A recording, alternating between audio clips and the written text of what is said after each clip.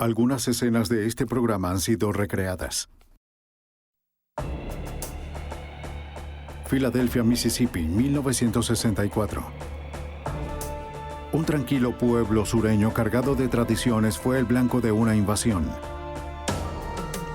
A lo largo del sur, un legado de odio racial está por ser desafiado, pero no sin batallar. Antes de que terminara, 3 activistas de los derechos civiles desaparecieron, mostrándole al mundo una tranquila comunidad con un secreto en llamas. La evidencia se acumula, no hay sospechosos evidentes. El centro de comercio es bombardeado. Ted Kaczynski es arrestado.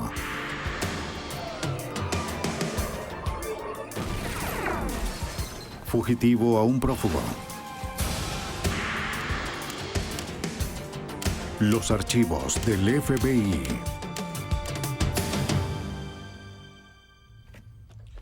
En el verano de 1964, Mississippi se encuentra en una encrucijada histórica. No quería estar allí, no tenía opción. Para los afroamericanos, el aire caliente olía a promesas, a derechos civiles. Para la mayoría de la gente blanca, sería un verano de fuerte intolerancia. La violencia se expandía por el sur, pero se detuvo en Filadelfia, Mississippi. Soy Jill Cranstrom, exdirector del FBI en Nueva York. La desaparición de 3 activistas de derechos civiles dirigió la atención hacia un pequeño pueblo sureño, conocida como la ciudad del amor fraternal. Filadelfia no le estaba haciendo honor a su nombre, puesto que allí la hermandad fue dividida por razas, controlada por hombres escondidos bajo sábanas.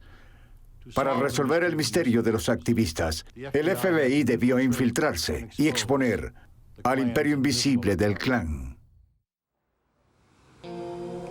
Mississippi, en la década de los 60. La verdadera historia de Mississippi en llamas.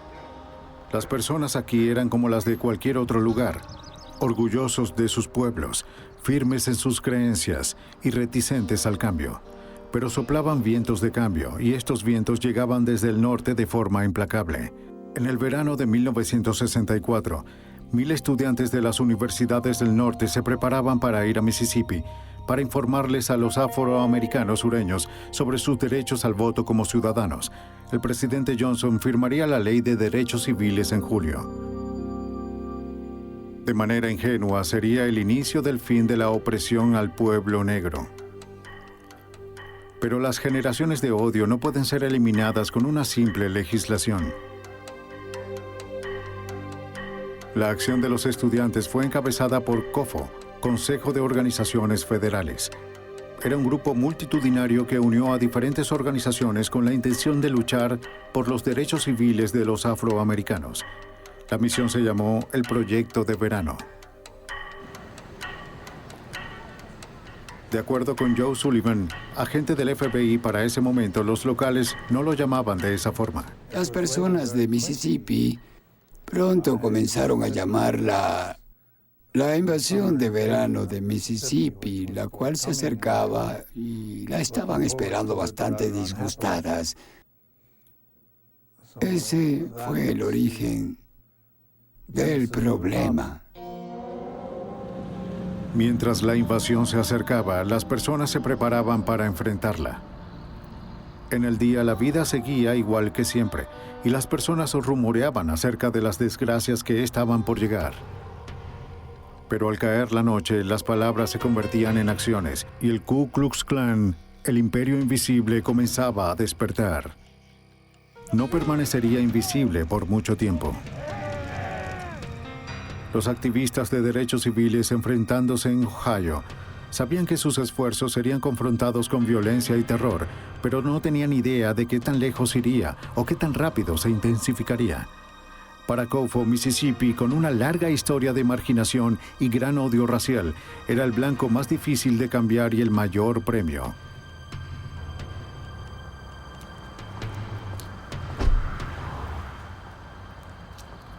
Bob Moses era uno de los organizadores del Proyecto de Verano. Mississippi es reconocida en las mentes de los hombres negros como el símbolo del racismo. Y mientras montamos nuestra campaña allí, la pregunta era en nuestras mentes, puedes hacer lo que quieras, puedes aprobar la ley de derechos civiles si quieres, y puedes hacer esto o lo otro, pero a menos de que logres cambios reales en Mississippi, no se podrán deshacer de esta infección porque Mississippi es el lugar donde se alimenta. 6 meses antes de que se esperara la llegada de los estudiantes a Mississippi, Michael Schwerner, de 24 años, se mudó de Nueva York a Meridian, Mississippi, para establecer una base de operaciones. Schwerner había hablado con la Iglesia Metodista del Monte Sion en la cercana comunidad negra de Longwood para poder utilizar sus espacios para las reuniones de COFO. Tenemos que detenerlo ahora, hacer lo posible por impedirlo. Eso es lo que debemos hacer. Es peligroso. Así es. Los residentes de Longwood, quienes coexistían en paz con sus vecinos blancos, se encontraron con una difícil decisión.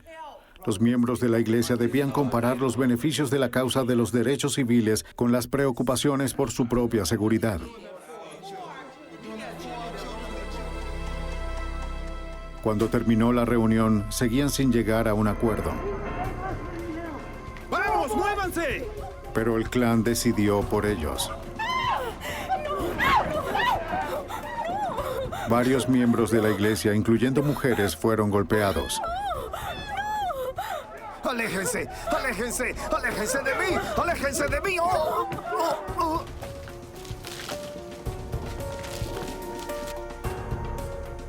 Esa misma noche, la iglesia del Monte Sion fue incinerada.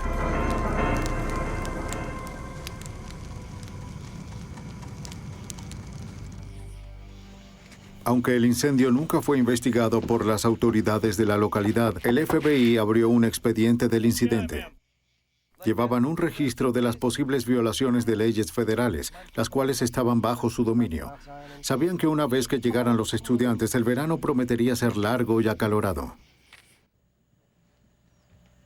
El FBI llamó el caso Mississippi en llamas, o MyBurn. Dirigieron su propia investigación preguntándoles a los miembros de la iglesia qué vieron esa noche. Aunque los miembros del clan habían ocultado sus caras, los testigos dijeron ver a un hombre en una camioneta con un sombrero de alguacil, insinuando que la policía local estaba involucrada. No era una sorpresa. En el sur, muchos estaban disgustados con la constante presión del gobierno federal por la integración. A menudo la policía local trabajaba para mantener la misma situación racial. Era un sentimiento de rebeldía en contra del gobierno. Se desafiaba cualquier intento del gobierno federal de cambiar esto y eran vistos como el enemigo. No solo los afroamericanos eran el enemigo, sino el gobierno federal también era el enemigo. Jim Ingram, el ahora comisario del Departamento de Seguridad Pública de Mississippi, era un agente del FBI en Jackson en los años 60. En esa época era un trabajo subestimado. Viajábamos por el estado. Podíamos estar en Natchez, en Filadelfia o estar en Harrisburg, trabajando con crímenes violentos cometidos contra ciudadanos de Mississippi. Por lo tanto, estábamos lejos de casa y recibíamos amenazas. Colocaban serpientes en el buzón de correo. Siempre nos amenazaban y era mejor cerrar el auto. Nunca sabías qué podías encontrar en tu automóvil al regresar. Y también recibías amenazas en contra de tu persona y familia. Pero a pesar de los intentos de intimidación, la presencia del FBI en el estado estaba por incrementarse en un 100%. Mientras el centro de operaciones de COFO se preparaba en Meridian, Mississippi, un escayolista de 20 años llamado James Chaney se unió con Michael Schwerner y su esposa Rita. Hola, es bueno tenerte aquí. Ella es mi esposa Rita. Hola, es un gusto tenerte aquí. Bien, gracias. Chaney, nacido en Meridian, conocía la cultura y la situación política del lugar. Bien, tenemos... Michael Schwerner, un progresista del Bronx de 24 años, tenía un título universitario en trabajo social. Su experiencia no podía ser más diferente a la de Chaney, pero estaban unidos por los mismos objetivos. Los amigos de Schwerner lo llamaban Mickey, un nombre que se escuchaba muy poco fuera de la oficina. La gente del pueblo, y me refiero a los miembros del clan en Meridian, lo llamaban barbudo. Tenía mucha barba y le decían el diablo. Hola, ¿hablo con Bob Moses? Andrew Goodman, de 20 años, se unió a Schwerner y Cheney. Era un voluntario de Queens, Nueva York, quien terminó su entrenamiento en Ohio una semana antes. Se lo dejo aquí. Sí, Andrew, colócalo en aquella caja. Nos iremos en un segundo. Mientras que Rita Schwerner regresó a Nueva York, los 3 hombres y otros voluntarios se preparaban para la llegada del primer grupo de 200 activistas de derechos civiles desde el norte, la primera oleada de la invasión programada para el 21 de junio de 1964. Esa mañana, Schwerner, Cheney y Goodman condujeron desde su base en Meridian hasta Longwood, a 55 kilómetros de distancia, para hablar con los miembros de la iglesia del Monte Sion acerca del incendio de hace 5 días. Cheney, quien conocía el área, fue el conductor.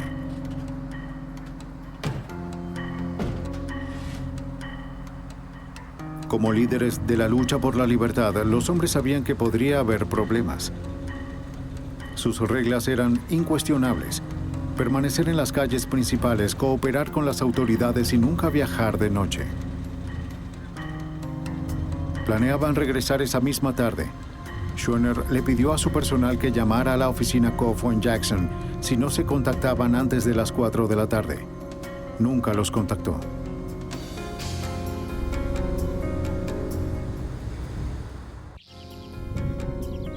Ya que Mickey Schwerner no llamó a su oficina a la hora programada, el FBI fue contactado.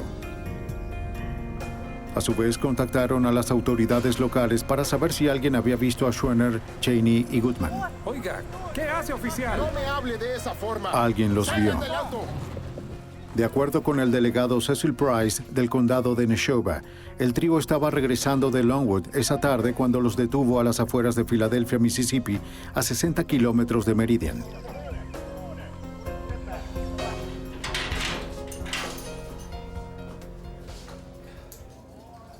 Los llevaron a la prisión del condado en Filadelfia.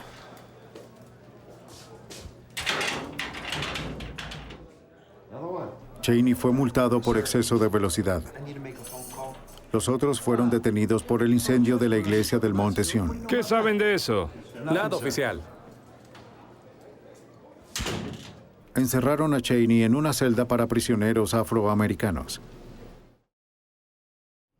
Schwerner y Goodman compartían una celda distinta. Sí, señor. No, No se les permitió realizar una llamada hasta la cena, horas después de que su llamada a las 4 p.m. pasara. De acuerdo con otra persona que compartía la celda, cuando la esposa del guardia le dijo que podía hacer una llamada, él la rechazó. Nadie sabe por qué.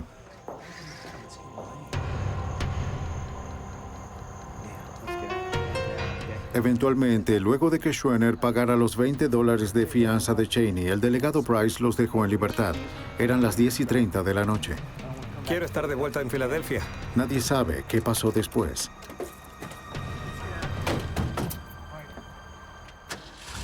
Mientras estuvieran desaparecidos, había esperanza. Si hubiesen aparecido en prisión y hubiesen seguido en la cárcel, había esperanza. El problema fue que los liberaron en algún momento de la noche y luego volvieron a desaparecer. Así que esa situación habla de lo peor. El agente Sullivan también temía lo peor. Sospechaba que los activistas de los derechos civiles no fueron simplemente dejados en libertad, sino entregados al clan. Era un tipo de crimen con el que ya había trabajado. Encerrar y luego entregar a los prisioneros en vez de liberarlos. Conocí ese tipo de cosas. Estaba seguro de que eso era lo que sucedía. La desaparición fue una noticia espeluznante para los estudiantes voluntarios que tenían programado llegar a Mississippi al día siguiente. Pero las personas en todo el estado lo interpretaron de manera diferente. La respuesta de Mississippi es que esto es un engaño y estas personas prepararon esto para llamar la atención del país y luego Están escondidos en algún lugar, en Nueva York o en otro lugar. Esto solo es para una gran publicidad. Esa fue la respuesta oficial de Mississippi. Había rumores por todos lados y nos dijeron, creo que apareció en los periódicos también, que estas personas habían preparado una estafa y luego se fueron a Cuba, donde pondrían en ridículo al estado de Mississippi por lo que les había ocurrido a ellos. La investigación comenzó con el delegado Price, la última persona que vio a Schwerner, Cheney y Goodman. Mantuvo su versión de haberlos liberado alrededor de las 10:30 de la noche, pero no explicó en dónde se encontraba él alrededor de una hora después. Para Joe Sullivan, enviado de Memphis para dirigir la investigación, esa era la única pista, y no muy grande. Solo sé que entraron al auto y se dirigían a la ciudad, tal y como les dijimos. La oficina del sheriff fue cómplice. De eso estaba seguro. No tenía pruebas, solo tenía la experiencia por haber visto este tipo de cosas antes. Y en ese momento me volví más selectivo acerca de a quién le contábamos lo que hacíamos. El FBI comenzó a buscar algún indicio de los jóvenes. Nadie los había visto, o al menos no lo decían. Luego, el 23 de junio, 2 días después de su desaparición, su camioneta fue encontrada. 2 indios Choctaw de un área cercana habían conseguido el vehículo en llamas la noche siguiente. Había sido incendiada en su totalidad en un área pantanosa llamada Bogue Chitto Creek, a 15 metros de la autopista cerca de Filadelfia. Cuando supieron su posible significado, llamaron al FBI.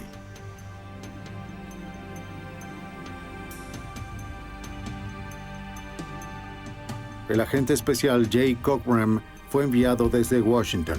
Era experto en armas de fuego y explosivos y había visto bastante violencia por derechos civiles. Cuando llegó a la escena, no se sentía optimista por lo que el auto revelaría.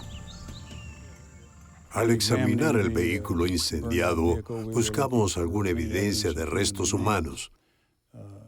También buscamos alguna evidencia que pudiese haber sido dejada que fuera importante para determinar qué ocurrió con los activistas de derechos civiles. El auto estaba destruido y no brindaba pistas. Pero a unos metros, los investigadores hallaron algo prometedor. Un reloj, el cual luego se supo que pertenecía a Schwerner, y las llaves del auto.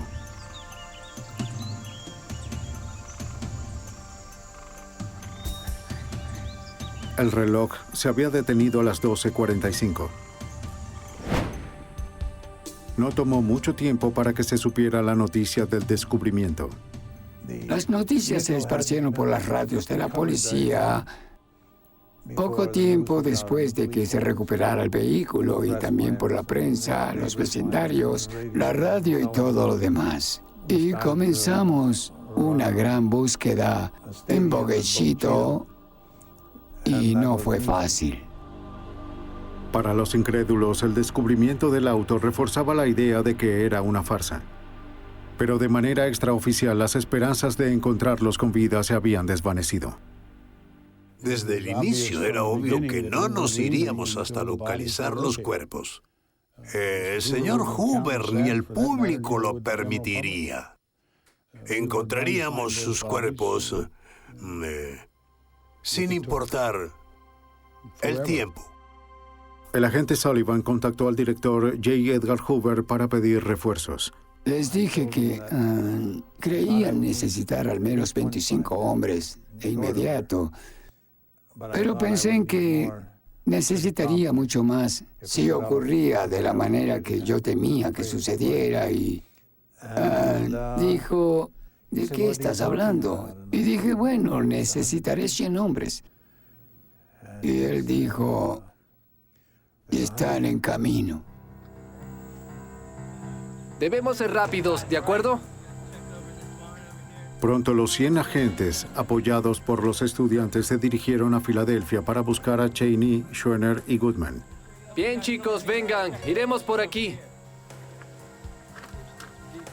No fue suficiente. Los hombres o sus cuerpos podían estar en cualquier parte.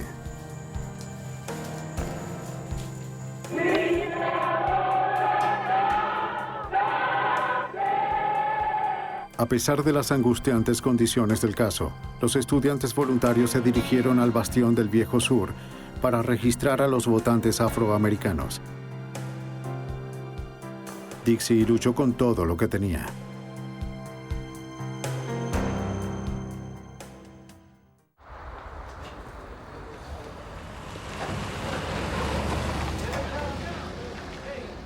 Mientras se acercaba la invasión del verano, los ojos del mundo estaban puestos en Mississippi.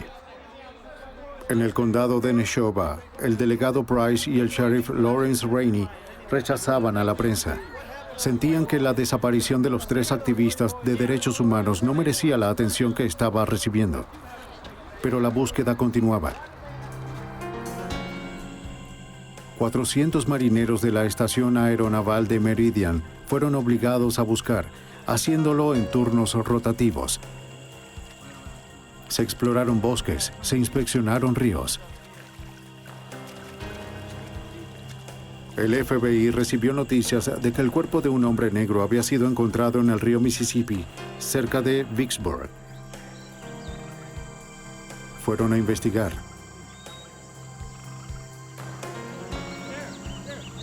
A pesar de que Vicksburg estaba a 220 kilómetros, era posible que el cuerpo de Cheney hubiese flotado por el río. Era la única pista que tenían de esta desalentadora búsqueda.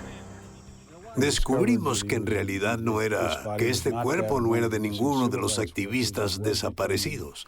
Se determinó que fue una víctima de un linchamiento del Klan. No fue la única falsa alarma de ese verano, ya que otras víctimas del linchamiento aparecieron. Algunos no fueron reportados porque en distintas áreas el Klan era la ley. Encontrar a los activistas desaparecidos era la prioridad del FBI, pero arrestar al Klan era el objetivo final. Mientras continuaba la lucha por el registro de votantes, el caluroso aire de Mississippi ardía con odio. La actividad del Klan se intensificó. Más de 60 casas, iglesias y negocios de afroamericanos fueron incendiadas ese verano, y eso era solo el comienzo. Vi la violencia, vi los asesinatos, vi personas quedándose sin hogar, vi iglesias quemándose a mitad de la noche, vi vidas perderse por ninguna razón, sin razón alguna, por un grupo que sentía que hacía lo correcto. Para acabar con el poder del Klan en el sur, el presidente Johnson autorizó abrir una nueva oficina del FBI en Jackson, Mississippi, 3 semanas luego de la desaparición de los hombres. De acuerdo con el agente Ingram, los días de benevolencia habían terminado. El FBI se puso manos a la obra. En cuestión de unos pocos meses, tenías a casi 300 agentes trabajando en todo este estado que posee alrededor de 650 kilómetros desde la costa hasta la frontera con Tennessee. Así que cubrimos cada lugar, 82 condados. Teníamos agentes en toda el área. Mientras algunos agentes continuaban la búsqueda, otros tocaban cada puerta esperando encontrar algunas pistas. Las personas eran educadas, pero no cooperaban. La táctica del FBI era dividirlos y vencerlos. Los agentes asistían a las reuniones del Klan, tomaban fotografías, anotaban sus matrículas, hasta que se les pidió retirarse. Para ese momento tenían lo que buscaban. Luego, la siguiente vez que hablamos con ellos, dijeron, no soy miembro del Klan. Bueno, estabas en la reunión del Klan. ¿Por qué estabas ahí? Si no eres un miembro, eres simpatizante. ¿Sabías que ellos hicieron estallar una iglesia? ¿Sabías que explotaron una escuela que quería eliminar la segregación? ¿De esta manera quieres comportarte? Y la mayoría decía no. Nos dimos cuenta de que estas reuniones eran disuasivas para muchos. Algunos dejaron de asistir porque no querían que los visitáramos.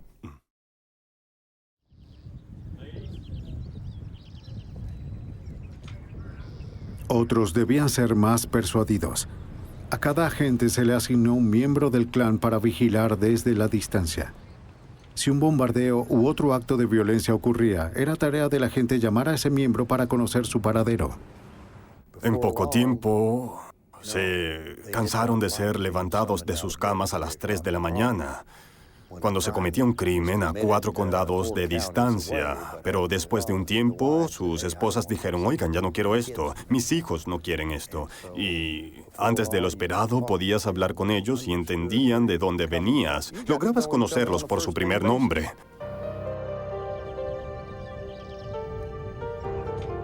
Pronto los informantes comenzaron a declarar.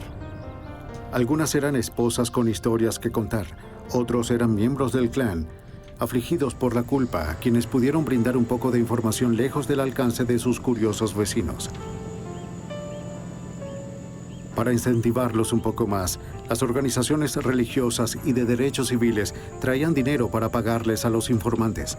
Comenzaba a romperse el silencio. Algunos informantes insinuaron que las investigaciones debían comenzar en la oficina del sheriff, aunque Sullivan ya tenía en la mira al sheriff Rainey y al delegado Price. El oficial Price era el objetivo clave en nuestros pensamientos, al igual que Rainey, porque Price no hacía mucho más sin la autorización de Rainey. El problema era documentar lo que él había hecho, encontrar a alguien que nos hablara al respecto. Un informante sugirió hablar con un joven llamado Wilmer Fay Jones. Los agentes encontraron a Jones, de 19 años, viviendo en Chicago. Se había mudado repentinamente de Filadelfia casi 3 semanas antes de la desaparición de los hombres. No fue su elección.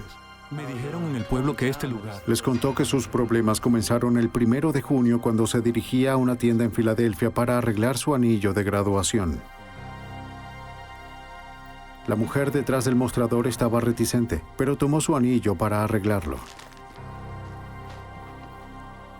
Poco después, el sheriff Rainey y el delegado Price lo arrestaron. Lo arrestaron por supuestamente invitar a salir a la vendedora. No se le permitió hacer una llamada. ¡Sal de aquí! Cuando fue liberado, justo después de la medianoche, un grupo de hombres lo estaba esperando. Los hombres lo golpearon y lo obligaron a subirse a un camión. ¡Vamos! ¡Adentro! ¡Entra!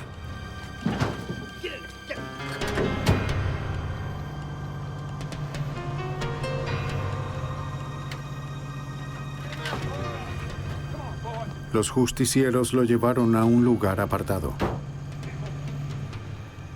Intentaron obligarlo a confesar que había invitado a salir a la vendedora. Él juró ser inocente. Los hombres estaban preparados para asesinarlo en ese lugar. Pero uno de ellos, al cual llamaban el predicador, le perdonó la vida. Le dijo a Jones que abandonara el pueblo para siempre o sería hombre muerto. ¿Me entiendes? ¡Vámonos de aquí! ¡Vámonos! Jones tomó el siguiente bus que salía del pueblo. La historia que Jones contó sonaba como un posible modus operandi que pudo ocurrir con Schwerner, Cheney y Goodman. Pero quizás no fueron tan afortunados para escapar con vida.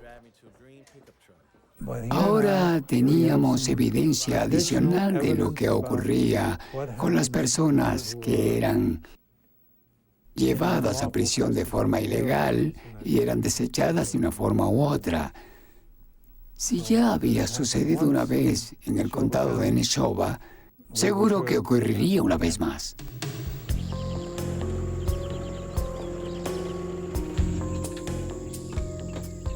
Confiando en que Jones podría ser la clave para dar con el paradero de los cuerpos de los activistas, los agentes hicieron que los llevara al lugar donde los hombres lo golpearon. La búsqueda en el área no arrojó pistas. Sí, ¿Dónde allí me están los golpearon. cuerpos? Pero había un informante que Sullivan había mantenido en secreto, manejándolo con cuidado, ganando poco a poco su confianza.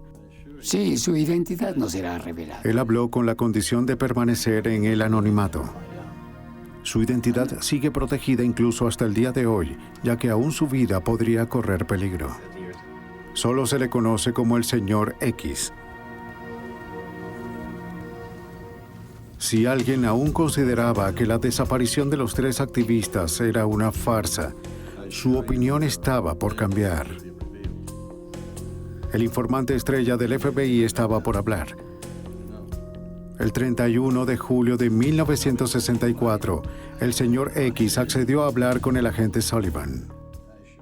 Después de terminar nuestra conversación, le dije, ¿me podrás decir algo importante esta noche? Y él dijo, ¿puedo decirte dónde están enterrados los cuerpos? Y le dije, dime dónde. El señor X le dijo al agente Sullivan que Goodman, Cheney y Schwerner fueron enterrados en un montículo de tierra en un lugar llamado Old Jolly Farm, cuyo dueño es el hombre más adinerado del condado, Olin Borage. Pero los agentes no podían ir allí de inmediato. Sabían que sus movimientos estaban siendo estudiados por el clan. No querían que supieran que les informaron acerca de la ubicación de los entierros. Se emitió una orden de registro a la granja Old Jolly. Sullivan envió al agente Cochran y a los demás a la represa. Cuando llegaron, se dieron cuenta de que en este lugar no se utilizaban barras ni palas. El montículo de tierra todavía en construcción era de 168 metros de largo, 6 metros de alto y 3 metros a lo largo del tope. Si los cuerpos estaban aquí, no fueron simplemente arrojados a unas tumbas. Al contrario, la represa fue construida sobre ellos. Los agentes querían mantener la excavación en secreto. Eso sería difícil. Necesitaban un contratista externo con excavadoras y otras maquinarias pesadas para remover la tierra y sacar los cuerpos. De acuerdo con el agente especial Jay Cochran, estaban preocupados acerca de la seguridad del grupo. Decidieron llamar a militares armados para que vigilaran esta maquinaria desde Jackson hasta la ubicación en donde comenzaríamos a utilizarla. El 4 de agosto, las maquinarias llegaron al lugar. Se le pidió ayuda al contratista sobre cuál era la mejor forma de quitar la tierra, capa por capa. Cochran habló con él y le dijo, ¿puedes darme un estimado de cuál fue el ciclo de construcción de la represa? ¿Cómo se construyó? ¿Cómo se hizo la excavación? ¿Cómo se le dio forma al montículo de la represa? ¿Y en qué secuencia de tiempo? Él dijo, bueno, debes saber qué estás buscando, y no le comenté nada. En ningún momento se les había dicho con exactitud a los constructores, o en este caso al encargado, lo que en realidad estábamos buscando. Pero creo que tendrían que haber sido tontos, y no lo eran, para no saber qué buscábamos. Después de que el encargado les enseñara a los agentes sobre construcción de represas, Cochran clavó una barra en el suelo donde quería que comenzaran las excavaciones. Luego, un movimiento que se convirtió en leyenda en la historia del FBI. Cochran cambió de opinión. Cochran tomó una barra y por alguna razón que solo la sabía su ángel guardián, caminó 5 metros más y colocó la barra en el suelo y dijo, «Excaven aquí». Y allí estaban.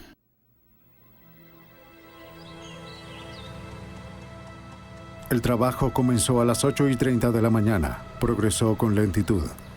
A las 2:45 el agujero tenía 4 metros de profundidad y el pésimo olor a muerte era inconfundible. Dejaron las máquinas a un lado para utilizar palas de jardín más delicadas. Mientras el sol se hacía más fuerte, el hedor aumentaba y contaminaba el ambiente. Una plaga de moscas anunciaba a los agentes el desagradable éxito. Poco después de las 3 de la tarde se encontró el primer cuerpo a unos 4 metros. Era Mickey Schwerner, identificado por el contenido de su billetera. El siguiente en ser encontrado fue Goodman, seguido por Cheney.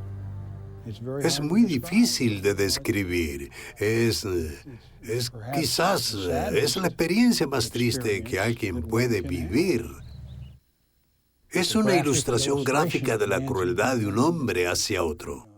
Matar a estas personas sin ninguna razón imaginable. Los cuerpos fueron enterrados hacía más de un mes. Era imposible determinar de inmediato la causa de la muerte. El médico forense fue citado junto al delegado Cecil Price. Caminaban como si fuese asunto del sheriff. Encontraron un cuerpo, ¿qué tal eso? Era bastante normal en realidad. Price y el forense sacaron los cuerpos del lugar para que pudieran ser trasladados al Hospital Estatal de Jackson. Cecil Price los sacó a todos. No ayudé con ninguno. Dejé que las autoridades locales que tenían jurisdicción sobre los crímenes hicieran su trabajo. Así no podíamos ser acusados de confundir o perturbar la evidencia o algo por el estilo. Si la presencia del delegado era un ejemplo de un criminal regresando a la escena del crimen, el agente Cochran no vio señal de culpabilidad. Todos los agentes que estaban en la escena tenían sus miradas puestas sobre Price.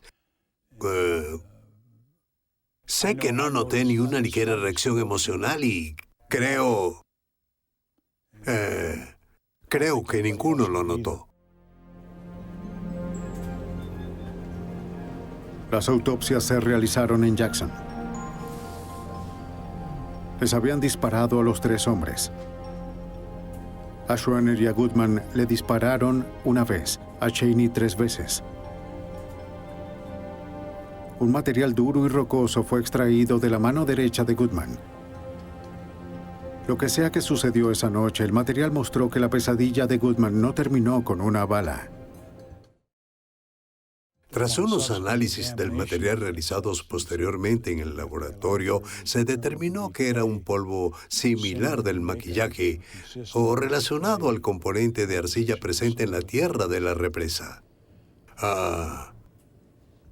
Esto parece indicar que mientras el señor Goodman estaba acostado en su tumba, seguía con vida. Las balas en las víctimas fueron analizadas por la Unidad de Análisis de Armas de Fuego del FBI. La mayoría de las más de 5,000 armas aquí fueron confiscadas de crímenes reales a través de los años. A pesar de que su equipo ha evolucionado desde 1964, el rol de la unidad sigue intacto: vincular las balas con sus armas. Hoy la galería de armas es del dominio del agente especial de supervisión Paul Tengren. Las balas se deforman dentro del cañón y esos defectos son únicos y específicos de esa arma de fuego. Y el patrón de marcas que obtiene al pasar por estas deformaciones es como la huella dactilar de un arma. Las balas de un crimen se inspeccionan una al lado de la otra.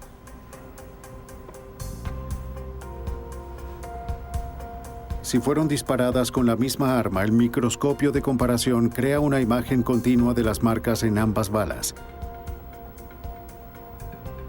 Las balas disparadas desde armas distintas simplemente no coinciden. Tengo muchas marcas y muy pocas coincidencias. Y eso es lo que normalmente se vería al tener 2 balas disparadas de 2 armas del mismo tipo. Utilizando técnicas parecidas, el FBI determinó que Cheney recibió disparos de 2 armas diferentes de calibre .38. Los restos demostraron que los hombres fueron disparados desde cerca. El costo de las balas utilizadas para matar a los 3 hombres fue de unos 25 centavos. De pronto, para las personas del condado de Neshoba, la desaparición de los activistas de derechos civiles dejó de ser una farsa o un truco publicitario. Esto fue un momento decisivo. Los racistas pusieron un límite al asesinato de blancos. De acuerdo con el agente Jim Ingram, el FBI dejó de ser visto como el malo. Se dieron cuenta que estábamos lidiando con personas muy violentas, así que el ánimo cambió para nuestro beneficio, porque teníamos personas que querían ayudarnos, en especial el pequeño pueblo de Filadelfia, Mississippi. Era increíble como tantas personas ahora decían, oigan, si tenemos a estas personas entre nosotros, estos asesinos, debemos encontrar a esos individuos, arrestarlos y enjuiciarlos. En verdad, quiero... El sargento de la policía de Meridian, Wallace Miller, era un respetado miembro del clan que ya había visto suficiente. Quería dejar de ser parte del clan, pero el FBI lo convenció de que se quedara. Ahora el FBI tenía un espía, y los muros impenetrables del Imperio Invisible habían sido violados. Debemos hacerlo y eliminarlos a todos. Tenemos que ver la cruz. ¡Ku Klux Klan! ¡Ku Klux Klan! ¡Por América! El sargento Miller demostró que no estaba involucrado en el asesinato de los 3 activistas. Él ayudó al FBI dando información acerca del crimen cometido por sus compañeros del clan. Otros también estaban declarando. Nadie sabía qué estaban pensando los demás. La información comenzó a llegar. De los interrogatorios a varios informantes, el FBI recopiló una lista con los nombres de los miembros del clan que podrían estar involucrados. Los mismos nombres seguían llegando. Los agentes supieron que los asesinatos fueron planeados por Sam Bowers, el gran mago del imperio o jefe de los caballeros blancos del Ku Klux Klan de Mississippi. Su mano derecha era Edgar Killen, conocido como el Predicador, porque lo era. Al parecer, él fue el mismo predicador que le perdonó la vida a Wilmer Faye Jones. Teníamos informantes que podían darnos información directa. Conocíamos individuos que estuvieron presentes en el asesinato, que lo confesaron todo. Una confesión llevaba a la otra. Poco a poco, una imagen de lo que ocurrió esa noche fue tomando forma. Oficial, necesito hacer una llamada. Fue un plan de horrorosa simplicidad. Nada, oficial. Mientras Schroeder, Goodman y Cheney estaban en prisión, el delegado Price contactó al predicador Killen, quien reunió a sus compañeros del clan. Los miembros del clan llenaron sus tanques de gasolina, cargaron sus armas y esperaron hasta que los hombres fuesen liberados para cumplir las órdenes del mago imperial.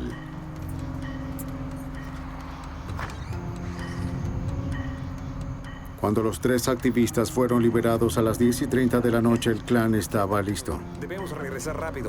Tenemos que apresurarnos. ¿Tienes las llaves del auto? Conduce. No quiero regresar a Filadelfia. Salgamos de aquí.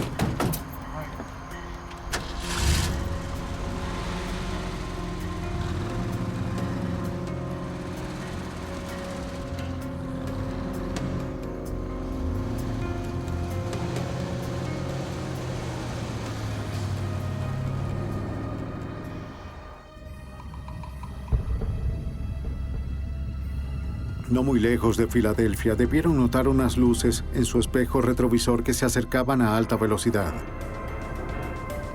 Aceleraron esperando poder huir de ellos, excediendo los 160 kilómetros por hora.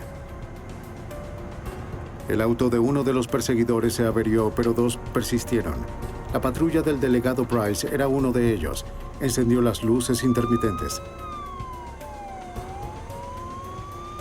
Cheney se detuvo.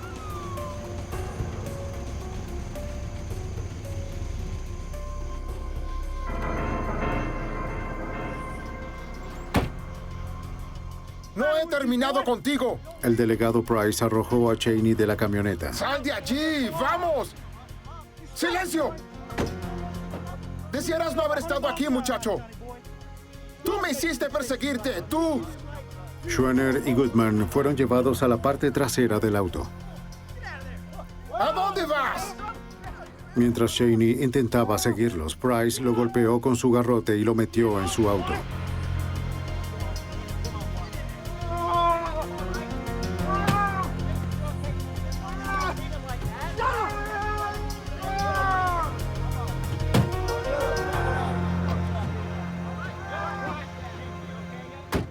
La procesión continuó por la autopista 19. Uno de los miembros del clan conducía la camioneta.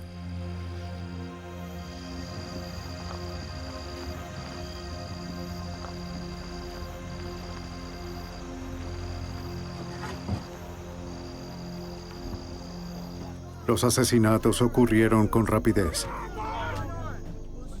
Schoener fue el primero en morir. Los autos se detuvieron en un camino de tierra, lo sacaron del auto, le dieron vuelta y le dispararon a quemarropa.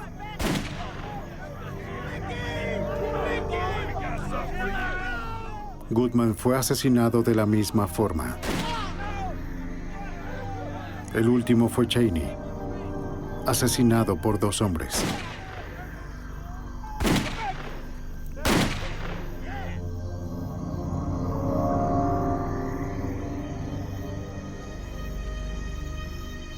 Subieron los cuerpos a la camioneta. Los estaban llevando a la granja Old Jolly, donde se encontraba la excavadora, lista para ocultar la evidencia a 15 metros de profundidad. Por último, llevaron la camioneta al lago. La llenaron de gasolina y encendieron un fósforo.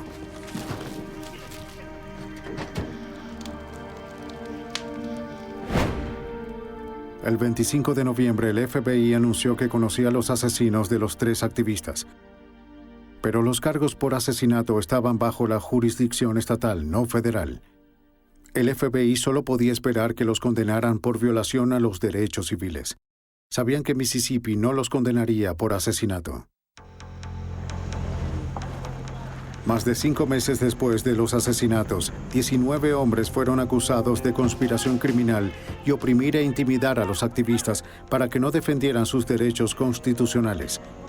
Otros 2 fueron acusados de tener conocimiento sobre el crimen. Todos pagaron su fianza y fueron liberados. El 10 de diciembre se llevó a cabo una audiencia previa al juicio. Cuando entiendes la importancia de la evidencia física que habíamos sido capaces de recolectar, las fotos de la represa, las fotos de los cuerpos, las autopsias, el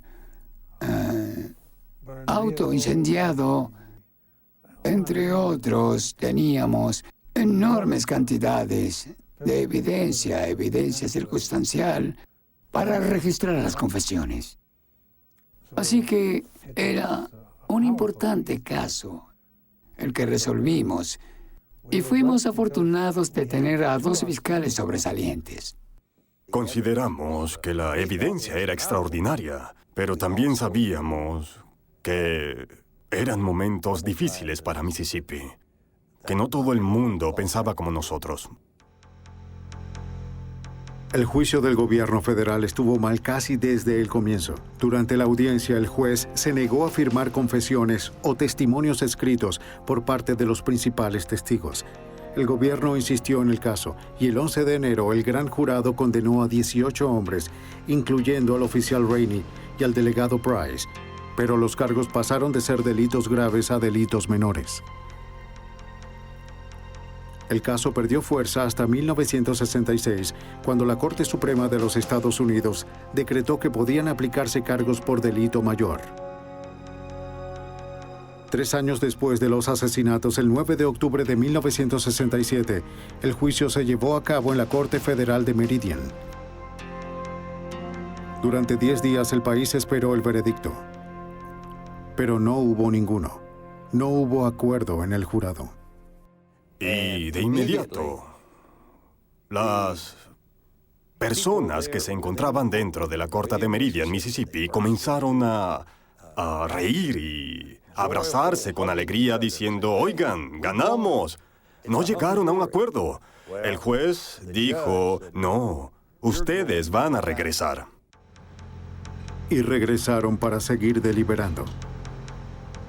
A la siguiente mañana, el 20 de octubre de 1967, llegaron a un veredicto.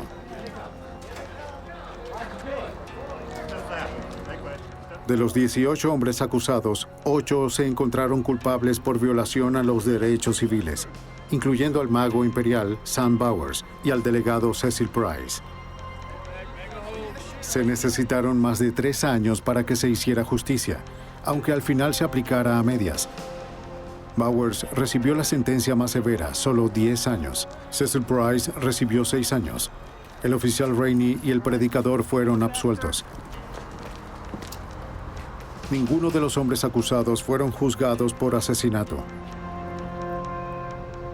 Muchos de ellos aún viven en Mississippi, y aunque existen rumores de volver a abrir el caso de Mississippi en llamas, todas las evidencias fueron destruidas hace años por orden de la Corte. El odio que dividió a la nación no fue erradicado tan fácilmente. De acuerdo con el activista de los derechos civiles Bob Moses, lo que ocurrió en Mississippi fue el inicio de la llegada de grandes cambios. Lo que ha cambiado en Mississippi es que antes de los años 60, Mississippi se consideraba un estado aparte del resto del país, un lugar que iba a desafiar al país a cualquier costo para mantener su idea de segregación racial.